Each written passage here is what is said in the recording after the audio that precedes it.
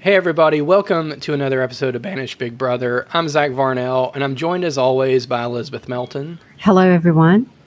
And this week we are joined by Ethan Waters. Is that right? That's correct. And we heard of you because we were reading a story last week, and we saw your name in the Savannian, where says you're a local activist against the increased, often abused form of warrantless surveillance, which is the DeFlock cameras in this case. You're also the president of the Lamara Heights Neighborhood Association. Yep, this Lamara Heights Neighborhood Heights. Association. Yeah. All right. Mm-hmm. So that's how we heard of you, and then Elizabeth reached out, and here you are on the show. So thank you so much for joining. Is there anything you have to add to that, who you are, or how people can connect with you or anything? Yeah, absolutely. First, thank you for having me. And secondly, the education and activist is my favorite term, but I prefer educator and agitator. It's a little bit lengthier, but I think it's more accurate. And FlockOut SAV is the coordination group that we have rallying together to get the Flock contract canceled here in Savannah. So you can find us on Instagram, you can find us on Facebook, and then we're FlockOutSAV at proton.me as well if you want to reach us via email. But yeah, I think that's kind of the whole kit and caboodle. And, we're working on all the other, moving parts that typically come with organizing, website and all that good stuff. And we're looking for other talented folks to join the cause. So yeah, but I think that's kind of everything in a nutshell. One of the things that made me want to reach out to you specifically was in that article. I liked what you had to say about not fanboying certain political figures. And that is something that I see kind of going on in my town. And we have a very contentious mayoral race.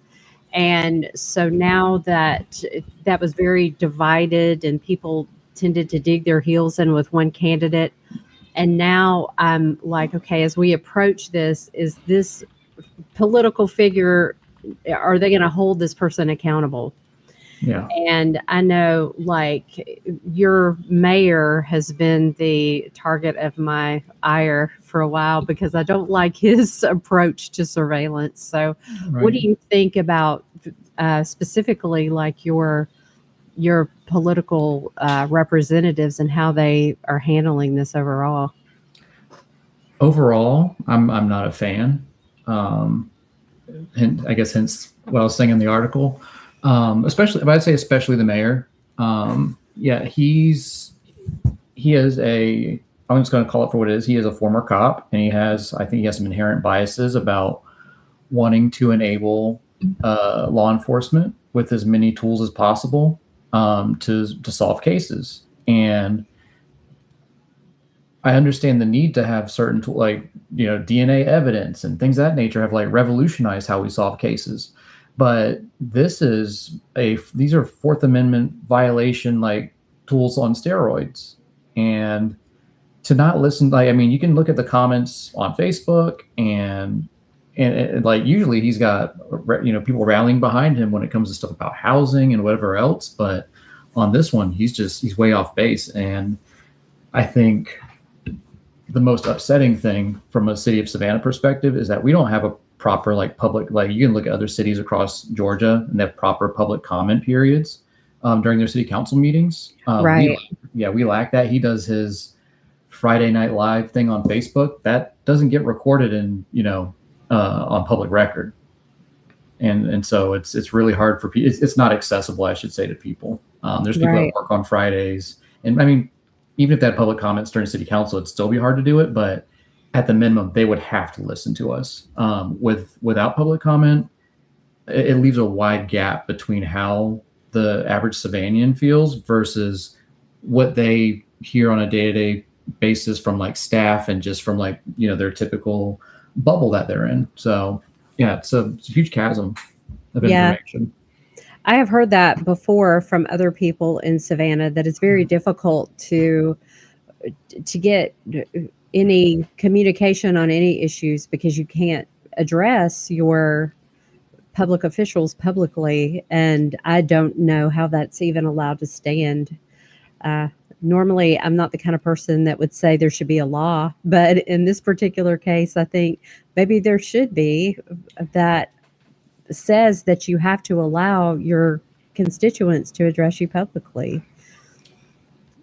Yeah, I don't know for certain if it's at the discretion of the mayor. It's my understanding that it was different prior to COVID. And so this may be a COVID era, like kind of relic left over to where they never went back to doing open comments. But the mayor can simply just put it on the agenda. But by not doing it, it makes me feel like you just don't want any dissent whatsoever.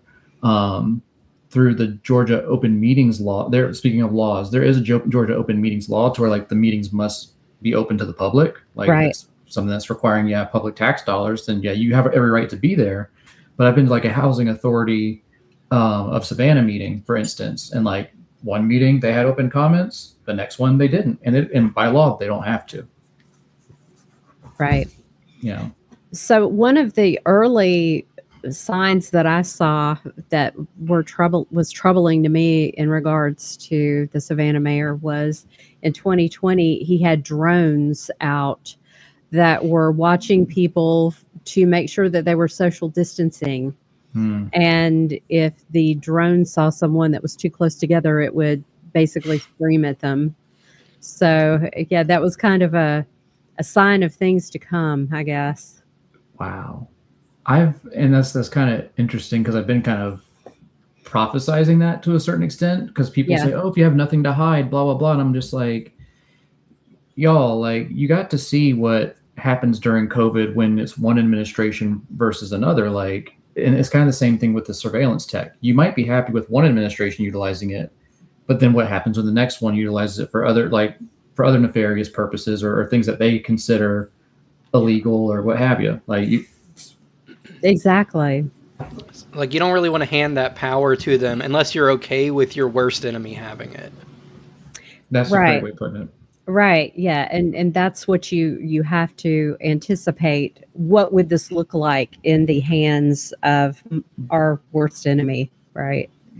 And people, they have sort of I'm trying to think of, there's a term for it, a normalcy bias, where they don't like to think in scenarios like that. They have a tendency to think that everything is as it is and always going to be this way.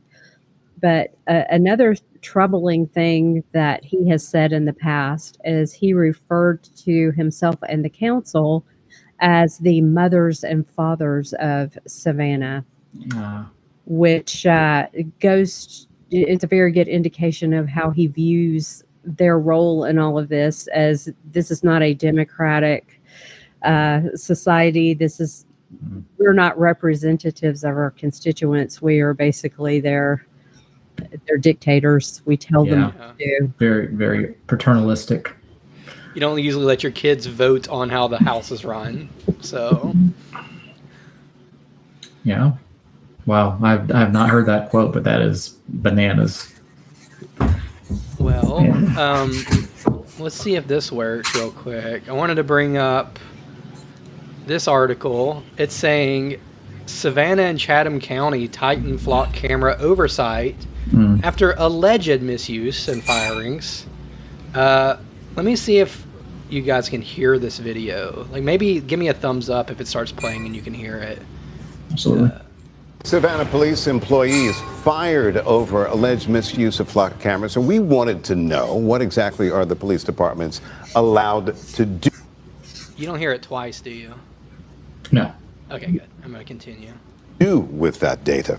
WJCL 22 News' Tia Maggio joins us now live in the studio to break down the policies for us. Tia. Shannon, Greg, flock cameras can track license plates and vehicle details, but what's stopping someone with access from abusing that power? So we looked at some policies across our area.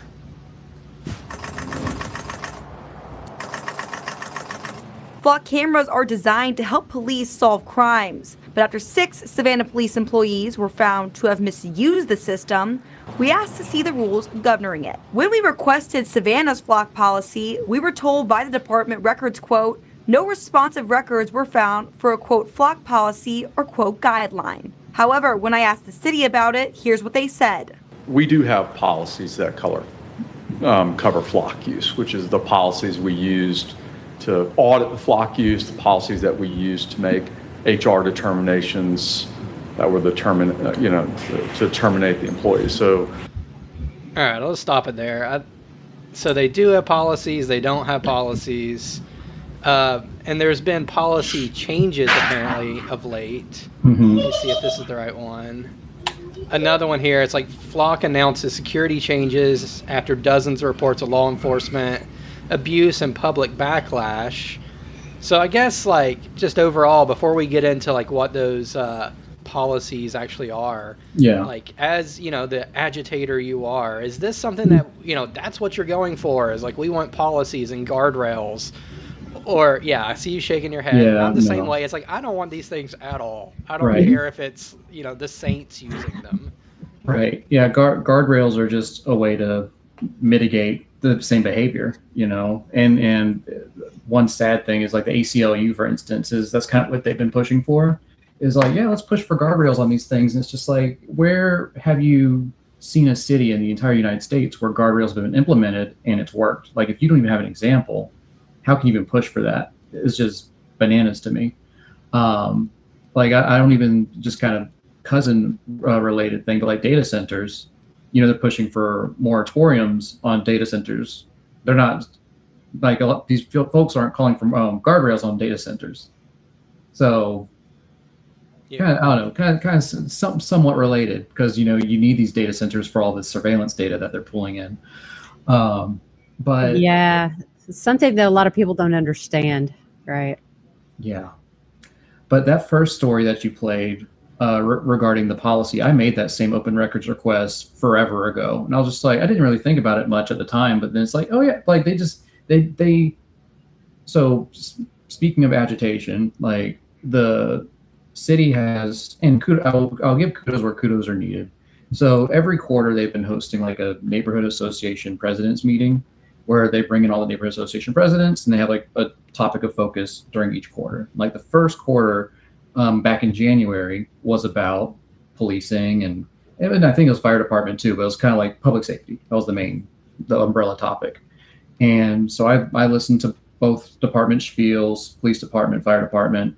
And at the end, like, I had flyers ready about Flock. Like, I was talking about this back in January. I was just like, hey, like, why are we using these things when like other cities have canceled them, when they've led to like $1.9 million like settlements because of like wrongful arrests and things of that nature? And like, that's like kind of the only opportunity for democracy that I've kind of had to have with the city manager, Jay Melder, that was just speaking. It's just trying to catch them in the wild, so to speak, because they don't provide these like opportunities unless it's to the press. So yeah, like it's kind of at that point where we might just have to, find them wherever we can and kind of do man on the street, almost TMZ style. Like, what's your thoughts on Flock type thing? Yeah, that's interesting. Interesting thought. Well, not to cut you off, Elizabeth, but just to maybe catch you up on the running conversation me and Elizabeth been having over the last weeks or months, is it seems like Flock is in sort of a PR mode right now, where they've gotten a lot of bad press and they're doing whatever they can to stop the bleeding, I guess. So they tried calling people terrorists and Antifa, or then they went to fascist or whatever, and then they decided maybe we'll be nicer about it and we'll help catch some cops that are doing the wrong thing. So they came out with this audit assistance, where it's an AI tool that I guess audits the audit logs, and it flags to a supervisor when somebody used it when they shouldn't be. And I think that backfired on them too, because they maybe expected it to be a handful of police and be like, look, we got them, and it is a bunch. And now people are asking like, wow, why do we have this system that's so easy to abuse to begin with, and what type of people are we hiring that will so readily abuse it? So it seems to me like some of the stuff we're about to get into with the new policies, new guardrails, this is their latest attempt of being like, oh, we've changed. We're a good company now. And I think it has no teeth and nothing will change. No. I mean, like the thing they did most recently is they said they reduced the data retention from like 30 days to 7 days. So it's like, okay, so that means you can still kind of check somebody's like travel pattern for the past 7 days and then do that again the next 7 days and the next, like, and then they said they enabled two-factor authentication. And I heard it was like, it wasn't Chief Gunther, but it was his coworker. I can't remember the other police officer's name, but somebody asked, oh, so like, they pretty much asked him to explain what two-factor was, and he doesn't know what it is. Like, he was like, yeah, we have two-factor. That's, you put in a username and a password. And I was like, that's not that's one factor. That's one factor, bud. And so we don't even know if two-factor is actually even enabled with their system. Well, I'll add that it doesn't matter. And it doesn't matter. Two-factor authentication is to keep people who aren't allowed in out. So if the police are the ones misusing the system, they're allowed in it. They have the two-factor authentication. So now there's one more step for them to log in and abuse the system. Right. We don't care, And then even the 7-day retention, which I'll show here on this screen share, like ABC News says, the company said it will introduce a 7-day retention default instead of the past default of 30 days. And the word that jumped out to me there is default, because it's like, well, right, defaults can be overridden. But then I looked at the actual page, and it says, today we are updating our recommendation and a default to 7-day retention. So it sounds like they're saying, hey, you guys should have a 7-day retention. You can change it if you want to, but we recommend you have a 7-day retention. That's exactly what it is. Yeah, it's just the default setting that's changed. That is all. So now by default, they will securely, with two-factor authentication, violate your rights for 7 days instead of 30. I mean, Yep. Lucky us. And so one other thing to know about regarding, like, because the other thing was their transparency portal too. Like, that was the big full court press that they had across the entire, like, Chatham County has it right now. SPD hasn't released it, but that will be the next thing that they roll out to do, more cover, which is like, yeah, we have transparency and you can see how many searches were done and what they were done for and blah, blah, blah. Have y'all looked at the Chatham County portal? Not for Chatham County. I've seen other counties with similar things. But okay. So, like, I've done, like, just one, like, if you've done a records request for the, for the audit, basically, like, an old one showed everything. Like, it showed you the officers, the license plate they looked up, the search reason, so on and so forth. And I always love to use that one as a comparison because, like, the one that I pulled, like, 92% of the searches had no case number. So they're just, back to Elizabeth's point, warrantless search. But the other thing is, when you compare it to this new transparency portal, it gives you, like, the transparency portal is, once again, just nothing. Like, it's just like you said, it's just more PR shenanigans that they're putting in front of our faces. And, like, we can see this stuff pretty well, but the average citizen, I think that's one of my biggest concerns. The average citizen sees that news story and they go, oh, cool, there's transparency now. And they just go on. Yeah. Well, some of the stuff in the news story is flat out wrong. Yeah. So, and then I believe the audit log too, Flock has reduced the amount of information that gets logged, so that's less information you can request. That was in a 404 media article I remember seeing. It's like they removed information that they used to audit log because people were requesting it too much, basically. It's just, it's our data. It's supposed to be our data, I should say. Yeah. Yeah, they cannot be trusted for transparency. Anything that they are going to do is going to be a manipulation for their own benefit. And guardrails, I have no confidence in guardrails. Whenever you put policies into place, those policies can be swept away overnight by a city council vote when no one is paying attention. And so, the only way that we can be secure is for this to not exist. Yeah, and I think you have to look at the incentives too. Like they're valued at like $7.5 billion. Like they have their incentive is green. Like there's no Right. incentive to keep us safe. Their incentive is make line go up. So they're going to do whatever they're going to say whatever they have to say, do whatever they have to do to ensure these contracts stay intact, and to keep adding new ones, of course, and finding new reasons to like add more drones or any other technology that they want to, like the Condor cameras or the Raven shot, like their shot spotter cousin or competitor Raven. Doesn't matter. They'll do anything and everything they can to keep getting more tax dollars extracted from us. Yeah. I like this very helpful infographic they have here. 30 days, now 7 days. It's like the most basic graphic I've ever seen.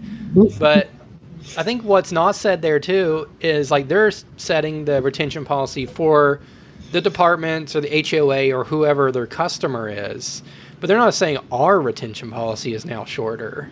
So they could be keeping it indefinitely. They could be keeping it for 30 days, but selling it in that 30 days to somebody who keeps it indefinitely. So I don't know that we know those answers at all. And my suspicion is whatever the retention policy is, even if your department deletes it, your local department, it's still out there somewhere.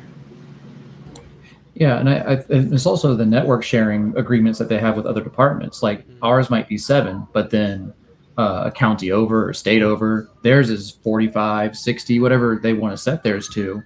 And if they've been making searches in our area, like basically they get to maintain their searches for a much longer period than we've set ours.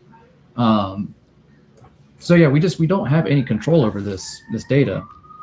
And I don't think our city officials have like just wrapped their heads around like just the two things, like I'd say just multiple things, but like just the violation of our privacy, the fact that it's not going to work either. I think that's the big thing. Like, did you see the I think it was the Atlanta Press Collective article about the FBI like clearance data? We talked about that. So it's not even working. On top of everything, their grand promises of. Actually, did you know that? What's the guy's name? Garrett. Is it Langley? Garrett Langley. Mm-hmm. His stated purpose for Flock was to eliminate crime. Right. I mean, talk about pie in the sky, like unreachable ideas that will probably, every time we've done this in history, these lofty ideas, it's gotten, piles and piles of people killed. But at least in this case, it's going to violate the Fourth Amendment thousands, tens of thousands of times a day for the most harebrained, insane idea you can dream up. But, I agree with you. I think that's not even probably what he really believes, but he's looking at the billions of dollars. Yeah. If you cannot completely eliminate crime in a prison where everyone is surveilled, you're certainly not going to be able to do it in a public space. Fantastic point. And it's not even public space. He wanted to eliminate it. End of story. Like, eliminate it. You can't even commit a crime in your house, according to him, or Flock has failed. Yeah, so. And that's the conversations that I'm trying to have with our elected officials. Is like, elections coming up, and like we're in an economic downturn right now. They're looking at the big money of things. And it's just like, you have to look at this stuff too, guys. You can't just ignore SPD's budget. Like, it's 28% of general funds as of like for the fiscal year 2026 budget. 28%. Like, I keep using the analogy, and I think I've sharpened it up enough to where I'll say it here. But like, I own this house, and if I spent 30% of my budget on cameras and security guards for my house, like, I would get to, like, my wife would divorce me. She'd just like, we have groceries to buy, and we have the closet to fix, and the lights to change, and so and the grass to mow, and the fence to fix. All this, we have all these other things to fix, and you're spending all this money on, like, the math does not math, as the kids say. 28%, 28% of the budget. 28. That is outrageous. That's 42 times like community and services budget, like community, like it's like human and community services. I think it's 5 times stormwater's budget. Which, if we want to talk about public safety, you need to be able to drive through Savannah without falling into sinkholes, like. So like we need to have like a thorough streets budget. Like, we can go, I can go down the list, and it's just like we spend $1 million on a canine unit every year. $1 million. and like Sounds a like you bunch. just hate dogs. You got me. You got me. No, give that man a renegade. Like, it's it can go somewhere else. Yeah. Yeah. So that's $1 million on one canine unit. On the canine unit, that's what it shows under the 2026 budget. Correct. Yeah, I mean, and you can like once you start doing open records requests, you're just like, and I just, which this wasn't a lot of money, but it was still a waste of time and money. I would say, is like they're doing this like behind the badge series as well, which I'm not sure if you saw in that article, but I was using the term Copaganda, stolen from Alec Carcatsanis. Amazing book, by the way, but he talks about how the media and cops are in lockstep. We have 3 public information officers with the city of Savannah. Right. And like that's pretty much their job, is to basically give, I call them shovel-ready stories, but they hand shovel-ready stories to WTLC, WJCL, etc. that are, cop saves a bunch of ducks from getting hit by their car or whatever, and like and it's beautiful propaganda. But then they're kind of in. This was right after when Mr. Oxidine was shot in Starland Yard, I think about 3 weeks ago now. And yeah, the Behind the Badge series was about use of force, and they invited this gentleman from, I think it was some agency in like northern Georgia, but he does these kinds of trainings all the time and does like use of force reviews and yada yada. It's like Dr. Kevin Angel, and he did this demonstration where it was basically why cops shoot people in the back, or why they would, out of fear. And he said that if you were standing away from a cop, like, so basically you're facing just away, essentially. He was saying that if you had a gun, you could basically flip it over your back like you're Neo and shoot the cop. He had a prop gun and everything. You've got to be kidding me. I'm not a super gun head or anything, but I've been to a range, and I was just like, that's insane. Like, that's like the movie, like that movie Wanted that came out forever ago, but it's just like you're bending bullets or something. Yeah, they curve the bullet. It's like, you curve the bullet. It's like technically possible, so we have to plan like people are going to be doing that all the time. Yes. So I don't know that it is technically possible, but so that was $1,200 of your taxpayer money down the drain for that presentation. It was like an hour-long presentation of just propaganda, and that's with, like, after I did some more records searching, is I think it was said that the finance department's digging through like overtime for SPD right now, and we're between like $2.5 to $3 million in overtime for SPD as well. So like, we're not getting our return on our investment. Like, something has to give to where we start, doing something else to rectify like how we want to address crime and our housing policy and homelessness and so on and so forth. Like, it can't be done at the end of a bullet. Yeah. So here's one more that, Flock announces. I already read this one. There was one more here. Maybe this one. Stupidest headline: Get the Flock out. OKC, so Oklahoma City, renews camera contract with new privacy guardrails. So I don't know, those are completely separate, contradictory lines in this headline. But, I just like to point out how stupid most articles are. But this one, the entire thing they talk about is the retention policy, which we already covered, and the fact that they say they will now prohibit federal agencies from accessing it without their approval. And then it says Flock also can't give anything away without a warrant, subpoena, or other legal order. And in those cases, they must notify them unless prohibited by law. So it's like so many ways to loophole this. Like, well, we're not going to give anything to ICE unless we say we can. Flock has to tell us unless they tell them they can't, which is, FISA Court's national security letter, where it's like, you do this, and if you tell anybody that we ask you to do it, you're going to jail. So that's already an established thing.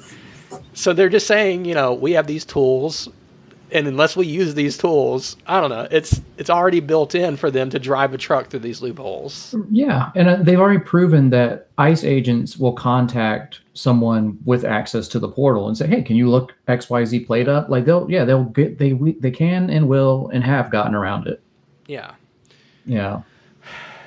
So I know. Yeah, Well, something that I learned last night, I'm sorry to cut you off, is that Flock has hired 2 crisis management PR firms that are working for them. This was discovered by Jason Hunyar, who was the fellow that exposed the gymnastics class scandal. And so he discovered that these 2 PR firms are working for them. And so when you think about newsrooms and how newsrooms have cut way back on their staff, that now these PR firms can present them with pre-written articles. And they're like, hey, we have an article now that we can publish. And so this kind of explains why Fox News has 20 articles about a person rescued in 30 minutes with Flock camera. And so when you're seeing that over and over again, this is all coming from those 2 PR companies. And that whole Copaganda thing that you were talking about brings that to mind. Well, you were completely right to call it shovel ready. And I've noticed that before, where it seems like a lot of journalists are just really lazy and they don't want to do any work. So one good way to get a story published is to write it for them and give it to them. So in the past, I've gotten 1 or 2 press releases published, and I basically did just that, where it's like, I'm just going to write a story in the style that I see they write stories, and then send it to them as a press release. And most of the time it gets ignored because they don't really like publishing, like pro-freedom perspectives, it seems. It's more so like, local cop saves kitten is the more things they're interested in. But the few times it has happened, it's like they publish it verbatim or change like one word. So. Which the reason, I think one of the other reasons that they do stick to publishing the cop stories, though, is they'll lose access if they, start publishing the opposite side of things, for one. One of my records requests, I asked, hey, I want to see contact between SPD and, the local news stations. And they're very chummy. Like there's text messages of just like, hey, did you hear about XYZ story and blah, blah, blah. And like, sure, you want to be able to ask those things, but at the same time, like, on the Copaganda bit, like there's a case of omission, to your point, is like, who are we leaving out of the story? Are there community leaders that we could reach out to, pastors, neighborhood association presidents that you can talk to get another side of the story or perspective? You never have and never will see it in our local news, sadly. Well, that used to be a journalistic requirement that you included several perspectives. That is the very definition of being unbiased. Yeah. It was always funny to see them still try to uphold that on the local news, where they're like, well, we're going to get some different perspectives. Yeah. So basically, we're going to walk outside the studio and talk to 3 random crazy people that are walking by in the middle of the day. So. Not trying really hard. I will give them a little grace. There are some that have to meet daily deadlines, and so that does go to your press release point. Is like they got to turn out something by 5, and but that's also on them as a journalist. Make connections, and hopefully you'll find other people that will provide you some good stuff by 5. But I think as educators and agitators, to your point, Zach, I guess we need to get better at doing those press releases, like having that stuff ready for the stuff that we would like to, have a counterpoint to. Yeah. And I think that means people have to do more stuff too, because I see sort of freedom-oriented people a lot be like, Zach Varnell says this is bad. And I'm like, okay, it's not press-worthy or newsworthy that I hold a certain belief or I say a certain thing. And I see people put that out all the time of like, such and such group denounces this, and like, no one cares. We all have opinions. Yeah. But what people do care about is like, what's happening in the community, who went to this thing, and like you went and got interviewed, or Elizabeth just went to an event yesterday that she'll catch us up about here in a minute. But Nice. I wanted to show you two more things, which this first one we already mentioned. So still on the Flock website, which I can't believe they haven't memory hold it yet. Our mission is to eliminate crime, full stop. So that's what I was remembering. So yeah, they want to eliminate you, like anything, smoking a joint in your house, smacking your wife in your like bedroom, whatever. I'm not saying you should do that, but how is a camera going to stop that? How is a public camera going to stop it? Yeah. Yeah. Grow a pair of legs, I guess, and a pair of arms. Well, and remember what Larry Ellison said. He also talks about we're going to eliminate crime, but he makes it very clear because everyone is going to be monitored 24/7. So at least he's more transparent about how they're going to do it. Citizens will be on their best behavior, he said. I remember. Yeah, he's a very big fan of was it the Panopticon or what have you? Mm-hmm. Yeah.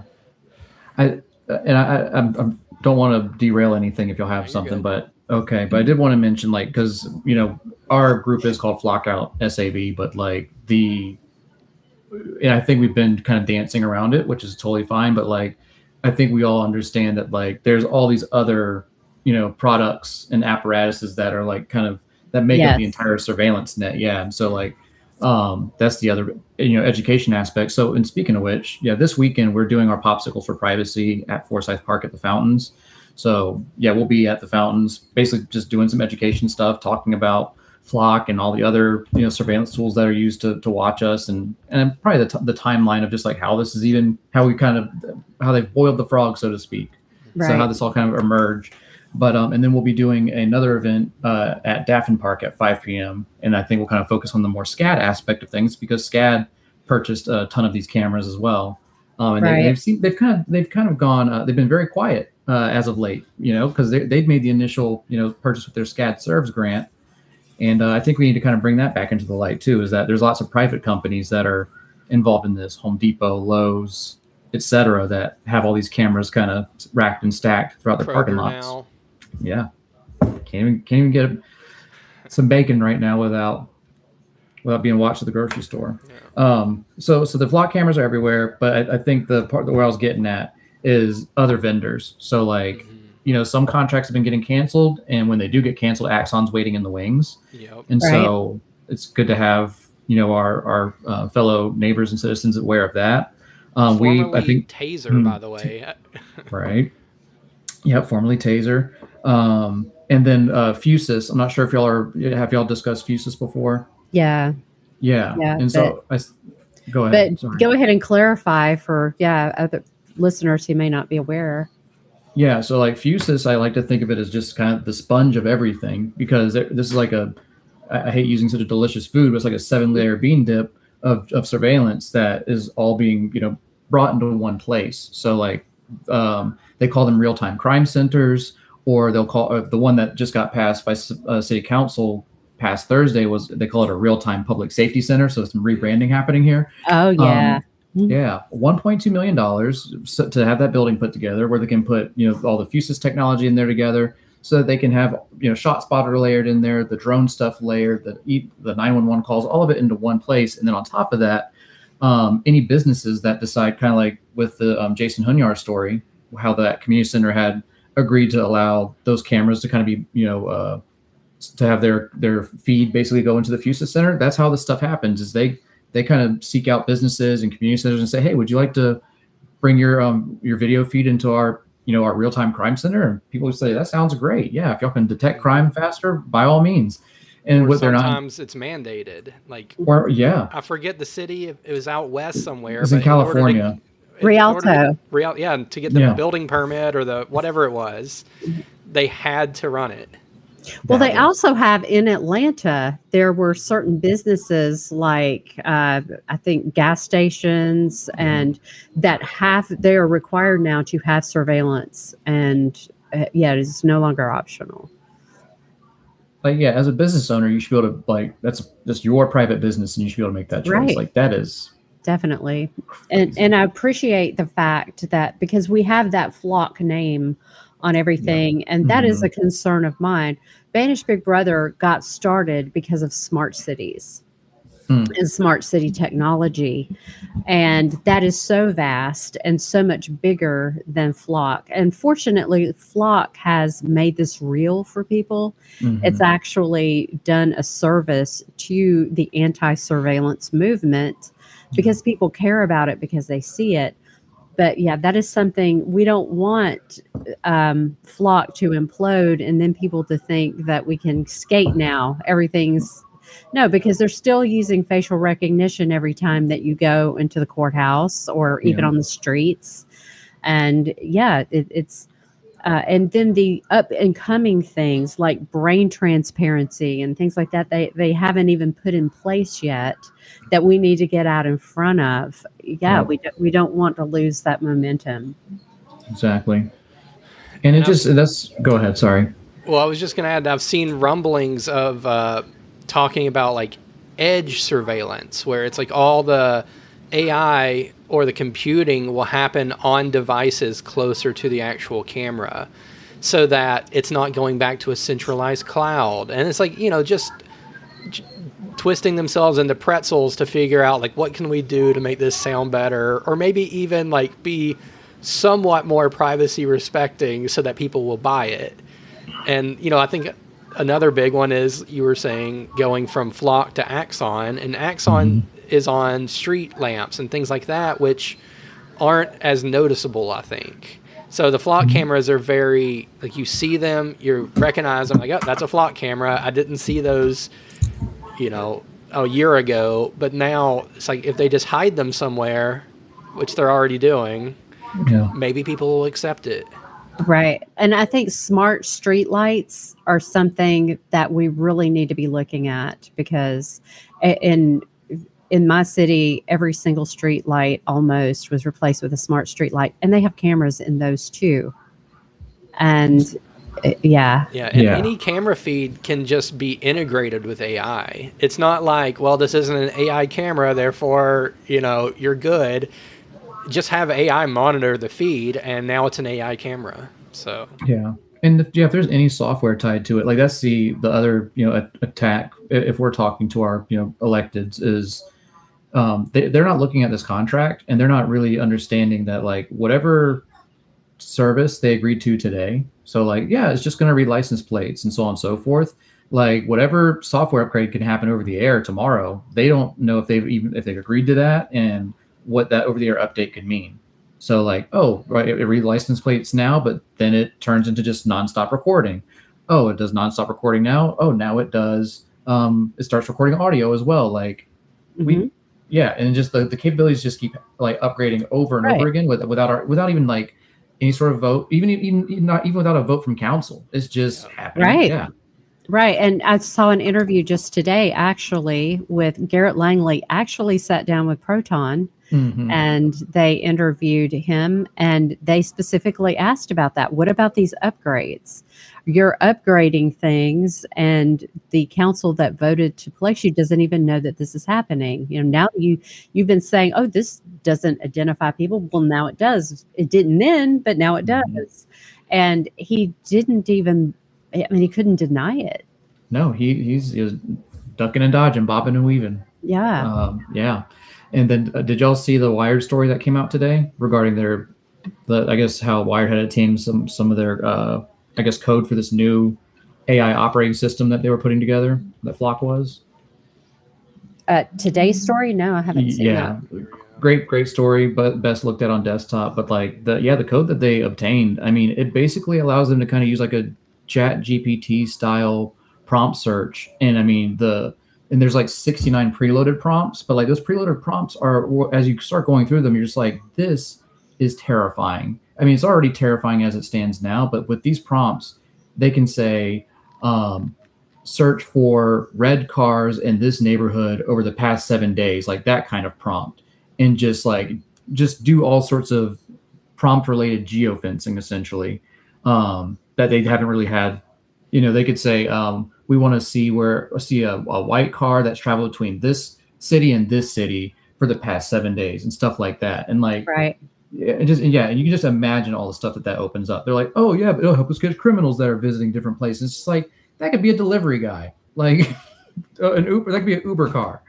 Yeah. Well, there was already a case of a man that was in Texas, close to the border, that made a daily trip that they just deemed, oh, this is very suspicious. He must be a drug runner. And there was a perfectly logical explanation as to why that happens. So basically, due process is now turned on its head. The get innocent until proven guilty is turned on its head. And yeah, it's infuriating, the apologists for this type of surveillance that just can't see it. That it's just a bunch of knuckleheads. Yeah, and I don't know what we do about that. I think that is one of the more depressing aspects of this, is how folks are so ready to defend this, and you can go down a myriad of reasons, and they're just like, oh, this is fine. I'm like, y'all, this is. Well, I will say two things about that. And one is that I'm seeing less and less of it.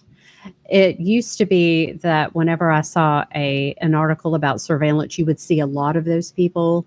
And now I'm just seeing them getting roasted in the comments. So there are fewer and fewer people that are doing that. But also, people have a tendency to be unable to empathize or even consider a situation until it happens to them or someone that they care about. And as more and more people are held at gunpoint over errors, are accosted at their front door over packages that they supposedly have stolen that they didn't steal, the more that this happens, unfortunately, yeah, people are going to have to experience this firsthand. And the more that we allow that to happen, the harder it is to route it out. But yeah, that's just where we are right now. Yeah. I think it'll also take us saying some very controversial things too. Like just we have to make people think really hard about like how we got here. And I was kind of talking about how all this stuff is like a, I call it a tech bro enrichment scheme.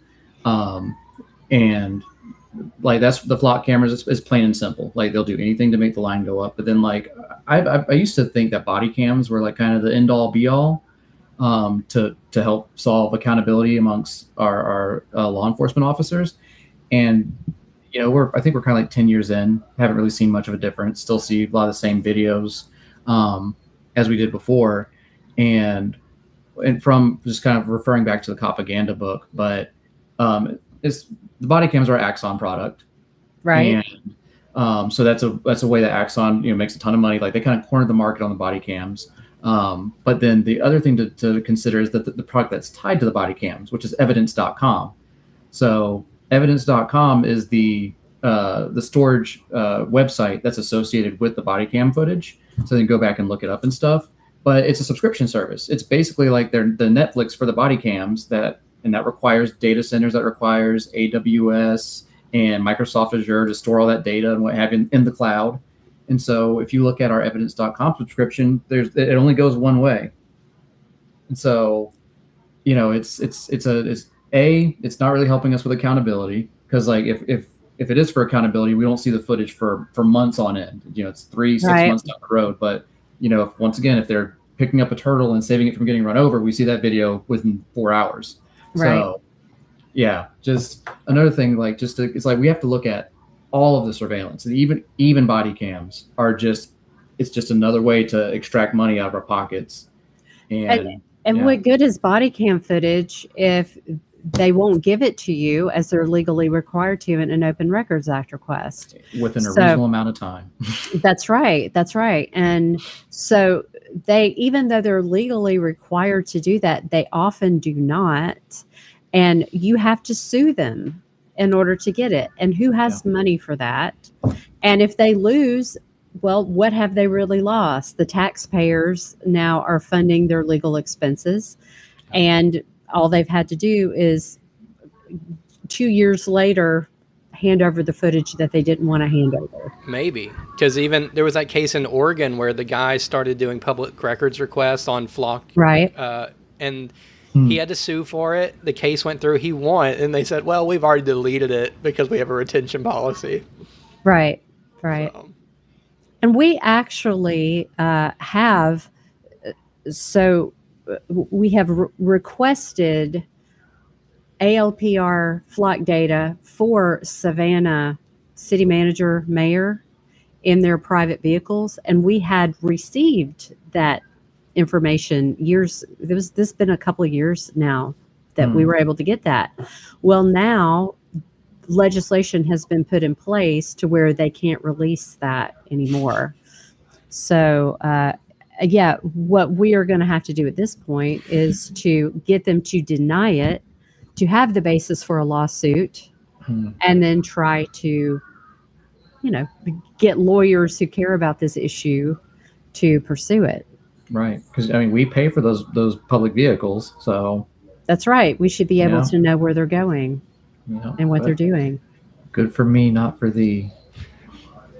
Well, did you have any more about, like rounding this out where it's not just Flock? Because, we see Axon entering the space and, you were talking about ShotSpotter. That's a different company too. And that's audio monitoring. And it, here's more than just gunshots. There's no way to only listen for gunshots. You got to be listening for everything. Yeah. And it listens to fireworks really well, by the way. And then calls the police out. So. Right. So, to round it out, I mean, I would just say, like, I think to hammer home what Elizabeth was saying is just, we have to remain, like, we can't just let this die on the vine. And I think that's what a lot of our electeds kind of, I think they'll be happy if that happened. They can just, kind of go back to business as usual. But we can't let this die on the vine just with Flock. Like, and because I sat there and I watched the vote for that $1.2 million center, and like they're like, oh, like it was like a whole chunk of consent agenda items that they just went through and then just said yes to, and boom, poof, just like that, it's up and running. Local omnibus. Right. Oh wow, love what you put that. But local omnibus, and we need folks activated in every district, emailing and calling their alderman or alderwoman and voicing their concern. Like we don't have a big of enough spread yet in terms of like in terms of knowing who feels what way about this technology, and just based upon votes, they all don't seem to care all that much, but the conversation needs to be started. Yeah, so, these are normal people. They're not gods. And a lot of them publish their cell phone numbers, maybe. Maybe you can hit them up on Facebook, stuff like that. We have a friend who is a county council person. He's been on this show. Like, we're friendly. It wasn't too hostile, but we asked him some hard questions too. And mostly he's on our side. If he weren't, we'd still be able to get a hold of him and, ask him even harder questions. So I think what you're describing is incredibly doable. It's not like, well, convince your congressperson to vote a certain way. Yeah, I get it. That's never going to happen. Yeah, but I will say that the city's process is semi-difficult because it's one of two ways to get on the agenda. Like 5 alder people have to all agree to put on the agenda, or the mayor can do it. The mayor's not going to do it. So, the target is 5 alder people to basically have some bravery and some courage, because no one wants to speak up against the police department. Like it's because like they are somehow tied to public safety, and like that's just not the case. I mean, they've proven that over and over again now. So, yeah. One of the things that we have been talking about, and that is our speculation that ultimately this is going to serve to streamline police departments. Police officers, your regular beat cop, your traffic cops, and so forth, they're going to eliminate a lot of those jobs and replace them with surveillance. And one example, it's like we talked about this. I wrote an article about it for our blog. And then the very following week, we saw an article about how they are replacing some 911 with AI in New Orleans. So it's like, okay, it's already begun. And if we can help them to understand that they are basically these police officers that are behind Flock. I saw a video of a woman who went and put her badge down and resigned when they eliminated the Flock contract. It's like we have to get them to understand that they are sowing the seeds of their own irrelevance. And that why aren't police unions speaking out against this? You have unions speaking out against AI in every other industry field. Why are they okay with it? I mean, I think we know the answer, but yeah, there's probably some glad handing happening in the background. So yeah, here's the tweet we saw. So the Polymarket tweet: New Orleans replaces some 911 operators with AI chatbots. And that's just the beginning. Just like we saw with Flock, maybe starting out as just license plate reader, just a camera, just an AI-enabled camera, just this, that, the other. They're going to find new and new uses for all of this, and that's going to be like, well, 911 operation, beat cops, whatever it is. And something I think I might have thought of is I think they're going to eventually outsource this. Like, why do it in your local neighborhood when you could outsource it to India? Like, does the real-time public safety center really need to be down the road from you, or can it be half across the world, and the few people that do work there running the AI work much more cheaply? I mean, Waymo already did that with Filipino operators. So yeah, that's a fantastic point, because once again, line must go up and cost must go down. So yeah, I would not be shocked. And then we'll go to Elizabeth here, because I want to hear about the event you went to yesterday, but I just wanted to show you one more thing. This is something we've brought up on the show a bunch, where Elizabeth pointed out that Flock Nova, which is one of the platforms that ties all this in together, it's sort of like Flock's Palantir in a way. Their old motto here: search once, see everything. They have since tried to memory hole that. It's not on their website anymore. They got exempted from the Wayback Machine, so you can't find it. Luckily, I found it on archive.is, and then the site was taken offline for a while, but I have a screenshot, so it's good. I think it's back anyway, but so insanity. But we'll move on. I wanted to hear from Elizabeth about the DeFlock event you went to yesterday in, I believe, Marietta, correct? That is correct. So yeah, and there are several going on in the Atlanta area. Well, there's a few all over the state. I believe that there's one in Savannah, and some in northern Georgia, but there's several in the Atlanta area. And so I went to the Marietta one, and I saw some news coverage today, which I thought was interesting, because there were probably, I'm not good at estimating, but 150 to 200 people, I would say, at this gathering in Marietta. And the one that I saw, and I could be wrong, and I will apologize if I am, but the only coverage that I saw was them showing 6 people in front of the courthouse speaking out against Flock. And it's like, okay, you could have covered a rally of almost 200 people, but you are instead choosing to say, well, look, here's half a dozen people who are unhappy with Flock. But it was a great event. John Padfield, who is on our board, it was great to see him again, and he spoke there and of course did an excellent job. Jason Hunyar was there, and Ben Jordan was there as well. So yeah, it was a great event, a great opportunity to meet different people. And one of the organizers also gave a really nice talk, and she had people basically raising their hands for if they fit in different categories. So she's like, okay, who here is a libertarian? Who is a democratic socialist? Who is a Republican? Who is a Uh-oh. I think we might have lost you, Elizabeth. Hey, you're back.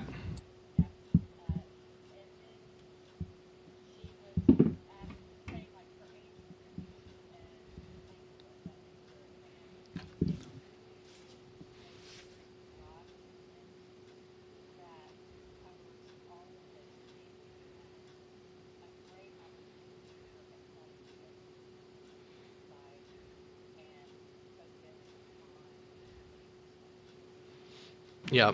I do like that this movement has been a true coalition, I think, where, we were going through the DeFlock event map last time, and there were like Christian groups, Muslim groups, some that sounded, more socialist, some that sounded more like patriot stuff, and, then just your regular, we care about privacy, which, I like that. Like, let's just go to that. Let's not even care or ask what other, I don't need to know what you feel about federal spending. I don't know, whatever it is. Let's just focus on this issue for now.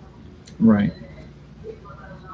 No, it's been beautiful. Like, even our local group, I mean, yeah, we've got a pretty wide swath of just different voices and minds and stuff, and it's growing every day. And I'm very happy to hear about how large that crowd was, Elizabeth. Like, that's very, like you said earlier, like, the comment sections are starting to shift, and the fact that like so many people were there is a huge indicator. Yeah.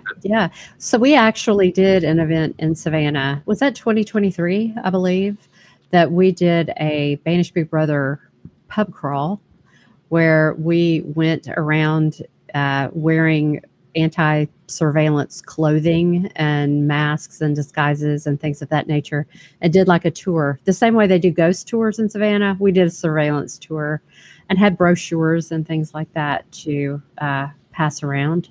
And yeah, I think that we should like revisit doing something like that again, because I think that there is definitely more of an appetite for it. Yeah. The one problem we discovered is that we thought we would be very wacky looking and stand out in Savannah, but we almost blended in because there was enough craziness going on that some people just did not notice us at all. But yeah, not sure what you have to do to stand out in Savannah. Yeah. But no, that is a fantastic idea. Like, I think there's a lot more, what's the word? There's a lot more things to point out, I guess, a lot more cameras to point out on your walking tour. So we won't have to walk. We wouldn't have to walk as far this time. Nope. Truth. Yeah. All right. And then we'll have a few more things to go over, but I wanted to just talk about Banish Big Brother real quick. We don't have a ton of updates just from last week.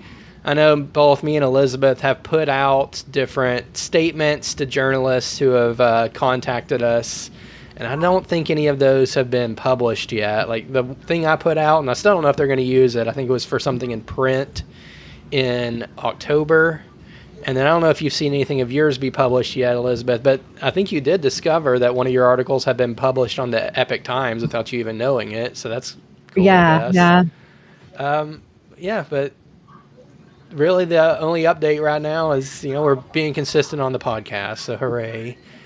And but go check out banishbigbrother.com, check out the last podcast. The article that Elizabeth mentioned is in here, where she talks about, is surveillance destined to replace the police?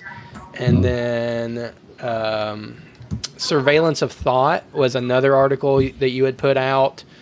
And then I'm not going to go all the way back to the archive, but the one that was published on both Zero Hedge and Epic Times is on here too, I think. So that one wasn't us originally, but it might be on there. So, and we also have a Substack in process. So cool. Yeah, there isn't anything out there yet, but definitely we encourage people to go out there, and that'll be a convenient way to access the podcast, the blog, and everything.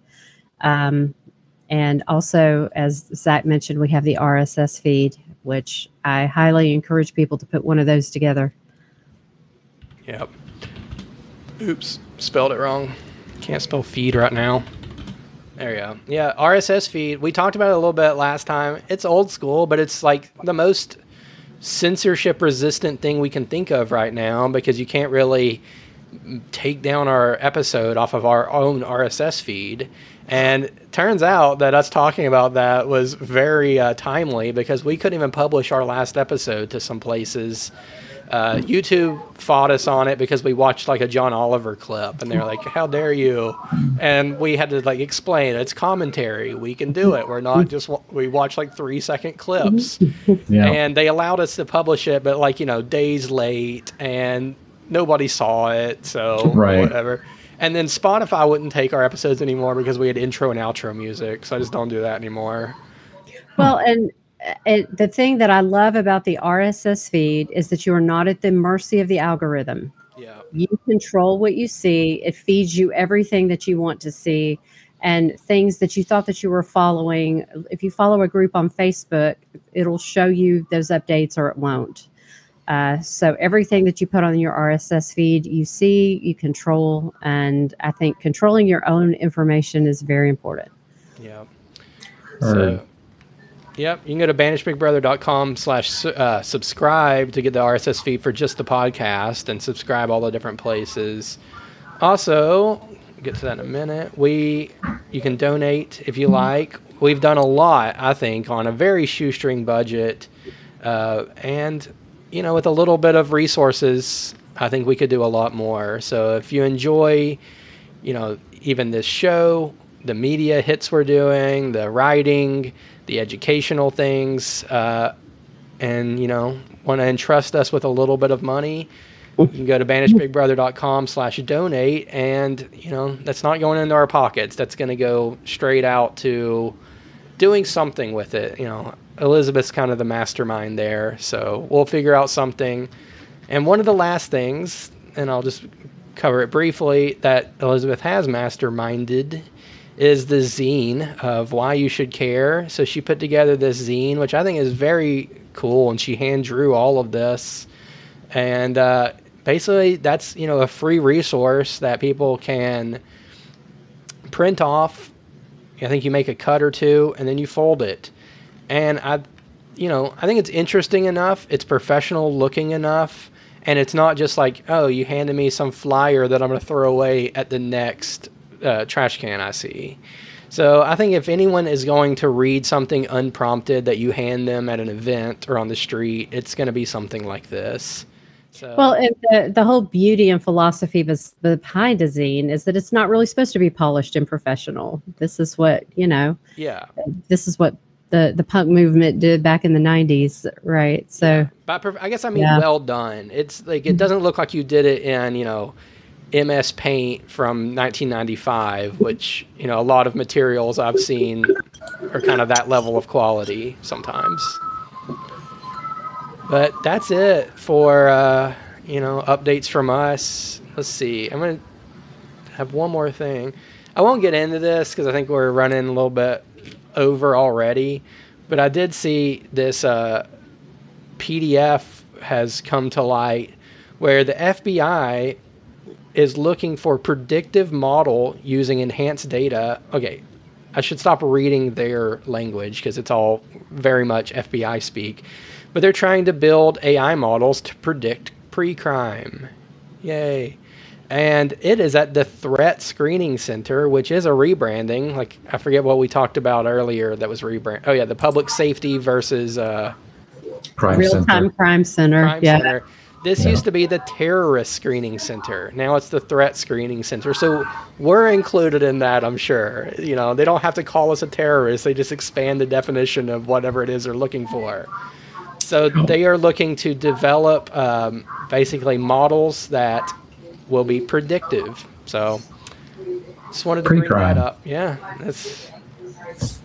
that's great. And I think that is, why we're seeing data centers go up. It's not so that I can host a cooler website or I can vibe code more or create a thumbnail for this podcast. It's because stuff like pre-crime AI model algorithms are going to take a lot of computing cycles.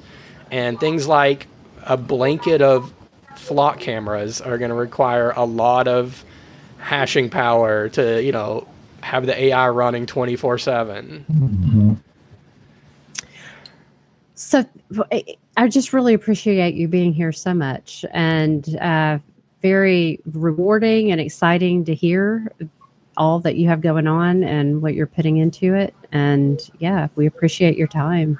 Yeah. Can you tell us about your event coming up and stuff like that one more time? And then we do have like 2 more things after this. We're not exactly ending right now, but just remind us all. Okay. Well, thanks for having me one more time. And yeah, the event's this weekend, 9:30 a.m. on Saturday. We'll be at the Fountains at Forsyth doing popsicles for privacy. So I have free popsicles. We'll be talking about privacy. It's pretty simple. And then at 5 p.m. At the northwest section of Daffin Park, we'll be doing a SCAD Get the Flock Out event. And yeah, we'll just be talking about SCAD's ties to our Flock surveillance network. And I believe they're also part of the ShotSpotter network as well. But yeah, just be an education session on how to detect these cameras and what these cameras are, because, you know, we're in the bubble. We know about these, but we need to meet people where they are and talk to them about what these things are, what they do, and why they should care, as we were saying before. Cool. And then I'm seeing this on your Instagram at FlockOutSAV. Bingo. Yeah, FlockOutSAV on Instagram and Facebook. Cool. All right. We'll end on 2 things which I consider to be good news. We try to end on good news almost every week. Sometimes we can't find it. But a Claremont County man who faced felony vandalism charges for allegedly destroying Flock safety cameras in Union Township had his case dismissed. He was accused of damaging the cameras, and they say he removed bolts holding the equipment in place, causing the camera, solar panel, and support pole to fall before he destroyed them. Police said to blah, blah, blah. Who cares? The grand jury ultimately declined to indict him. Is that, that's a, what is it called? Jury nullification. Yeah. Wow. Yeah, it's working. Man. Yep. And then one more here. This one's a funny one. Nearly 5,000 people have publicly given alibis for a man accused of vandalizing Flock cameras in Georgia. When police asked the public for help finding him, the public responded with, "He was delivering food to the elderly that night. He was mowing my grandma's lawn at 11:15 p.m. He was at my barbecue. Couldn't have been him." I think there were a lot more. Like, I saw him rescuing a kitten out of a tree. I saw him serving food to the homeless. Like, all sorts of stuff. So that was another funny one. And I think it shows where the public's mind is on this. So we do have hope. Yeah, we do. All right. And now I'll I take think it. that really is everything we had. Let me just, yep, that's it. Well, thank you so much for joining us. This is a great conversation. I really enjoyed, and we'll have to have you back sometime, because I'm sure there is plenty happening to where, you know, there'll be more to talk about next time. But. Absolutely. Hopefully after our events we can reconnect and see where we're at after the week of action. But yeah, check in with your friends across the entire country. That is why we are doing that this weekend. This is the National DeFlock Week of Action. We're all autonomously doing our own events. So yeah, looking forward to this weekend and seeing how everything wraps up and what more attention we drum up to this righteous cause. Cool. All right. Sounds great. All right. Anything from you, Elizabeth, to end on, or no, I think we've covered a lot, and yeah, enjoyed it very much. All right. Well, we'll see you next time. Thanks everyone for watching. Bye. Bye. Bye.